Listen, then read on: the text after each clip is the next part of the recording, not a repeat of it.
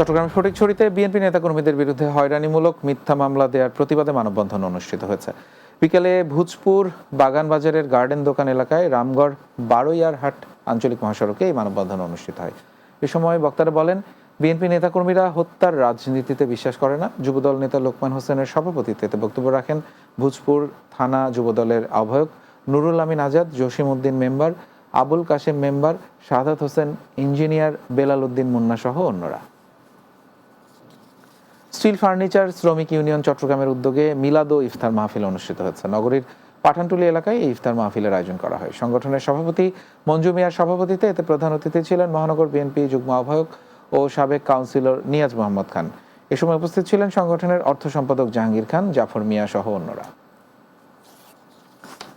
জনগণের হাতে ক্ষমতা তুলে দেওয়ার একমাত্র পথ হচ্ছে নির্বাচন, আর নির্বাচনের মাধ্যমেই প্রকৃত গণতন্ত্র প্রতিষ্ঠা লাভ করবে বলে মন্তব্য করেছেন এনডিএম চেয়ারম্যান ববি হাজ্জাজ। চট্টগ্রামের আনোয়ারায় একটি কনভেনশন হলে জাতীয়তাবাদী গণতান্ত্রিক আন্দোলন এনডিএম চট্টগ্রাম মহানগরের উদ্যোগে দোয়া ও ইফতার মাহফিল অনুষ্ঠানে ভার্চুয়ালি যুক্ত হয়ে এসব কথা বলেন তিনি।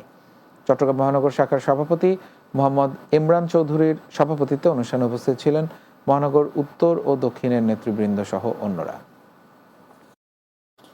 চট্টগ্রামে বাংলাদেশ গণতান্ত্রিক প্ল্যাটফর্মের উদ্যোগে আগামী বাংলাদেশ কেমন দেখতে চাই শীর্ষক সংবাদ সম্মেলন অনুষ্ঠিত হচ্ছে। সকালে চট্টগ্রাম প্রেস ক্লাবের এস রহমান হলে এই সংবাদ সম্মেলন অনুষ্ঠিত হয়। প্ল্যাটফর্মের উপদেষ্টা AJM গিয়াস উদ্দিনের সভাপতিত্বে এতে লিখিত বক্তব্য পাঠ করেন বাংলাদেশ ডেমোক্রেটিক প্ল্যাটফর্মের মুখপাত্র তানভীর কাদের খান। এ সময় উপস্থিত ছিলেন সংগঠক নোমানুল্লাহ বাহার, চট্টগ্রাম প্রেস ক্লাবের সদস্য সচিব জাহিদুল করিম কোচি, বীর মুক্তিযোদ্ধা ও রাজনৈতিক বিশ্লেষক প্রফেসর মোহাম্মদ এনামুর রশিদ চৌধুরী সহ অন্যরা।